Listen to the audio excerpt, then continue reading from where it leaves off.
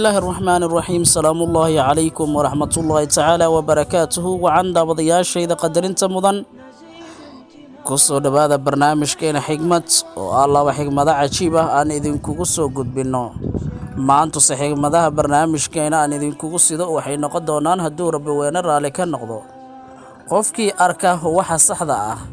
مثل أن قادنين ودقن farxadu waxay leedahay laba wado oo asal ah waxayna kala yihiin furfurnaan iyo wanaag waxaan filayaa in xigmadahaas aad ka hesheen barnaamijkeena maanta intaas ayaan ku soo gabagabaynayaa Allah waxa idin tabiya halkan idin kaga soo jeediya anigoo ah walaalkiin Ismaaciil Aqila family-gayga waxaan idin ka codsanayaa in channelka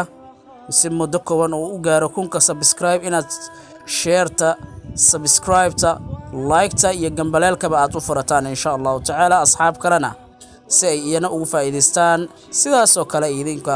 idin soo raacaan